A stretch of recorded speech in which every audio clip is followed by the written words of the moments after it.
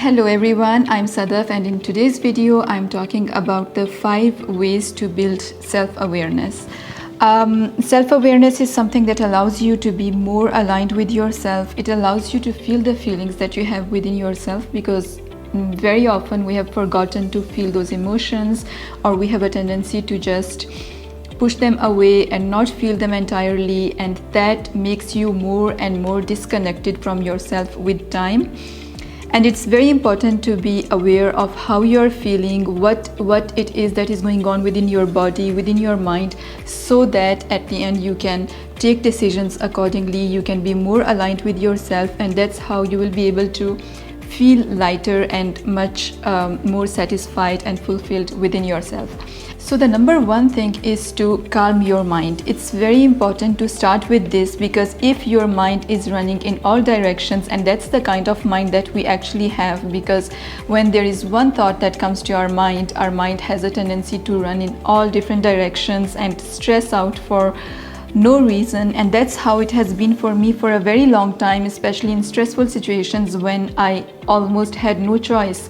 So I realized that it is very important to calm your mind, to have a more calm and peaceful attitude towards life, so that you can be aligned with yourself and you can make the right kind of decisions.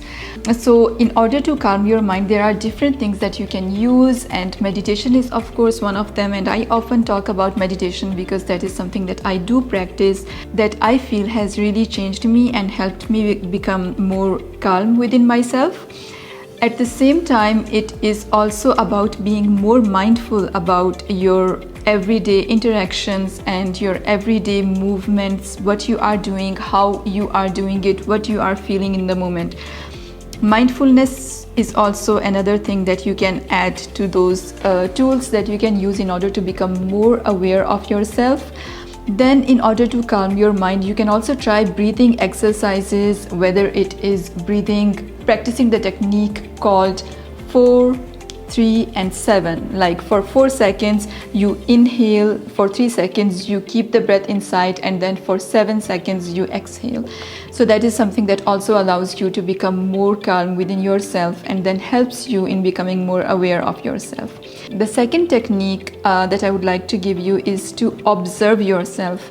This one I have learned very recently while I was working with a coach, and she asked me to observe myself and to see how I am feeling in different situations. It is like becoming an external person who is observing you and just tracking your own feelings about different situations, whether it is at work, whether it is outside, whether it is where does your heart take you. Do you feel good in a library, in a bookshop? Do you feel good outside in the nature? Do you feel good when you are with other people? By observing yourself, you are acting as another person, but at the same time you're really working on yourself, and you are getting to know yourself much better with time. So observe yourself when you go out, observe yourself when you are with people, when you are without them. How do you feel? What is it that makes you feel good? What it is that makes you feel bad? What kind of things you want more of, or what are the things that you want less of? So yes, so that is the technique number 2. That brings me to the technique number 3, which is very much related to the second one, and it is all about watching your energy. So now that you're observing yourself and you are doing different things according to how you feel about them, also watch your energy. What are the things that give you energy, that energize you, that make you feel better about yourself? For example, for me, it is really about learning is a very big part of my life. So the more I learn, the more energized I feel. At the same time, that cannot be the only thing that I'm doing in my life. So there are times when I really need to listen to music, because that brings me more energy and it energizes me sometimes, for example, in the morning, in order to start my day not on a positive note, but instead on a more energetic note.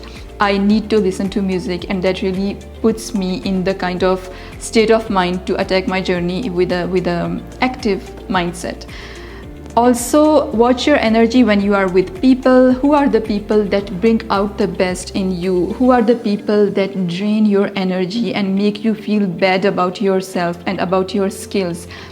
This I have also been observing, and it's extremely that's very actually I have noticed that when you set the intention of observing yourself and of really watching your energy, you get to learn so much about things that in the past you were not even aware of. You thought that you were aware of the fact that these are things that are good for me, these are bad for me, but actually when you really start to watch this, that is when you get to know too much about yourself, and that is quite impressive the way I have grown since I've started observing myself. Number 4 technique is to do some physical activity that allows you to be more aligned with your body. So that means like yoga or Pilates are the forms of exercises that are more connected to your breathing, connected to yourself, and that's a very good thing. Personally, I'm not very yoga kind of person, but I have started doing some yoga recently. I'm a lot more fitness, and I really like to observe myself also when I'm at fitness, what kind of exercises light me up, whether it is the weight training that I prefer, or cardio, or whatever it is. So most of the time you will learn a lot about yourself if you watch yourself also during those exercises. So see what kind of exercises bring out the best in you, what are the exercises that give you the kind of energy that you would like to have. And the last thing is to do journaling. There are many people who swear by journaling, and honestly I do too, and that is why I have created my own journals that allow me to move forward in a very best way. And that's why I have created my own journals, so that I can track my own progress every single week, and I can take action on my priorities every single week, because that is very important to me.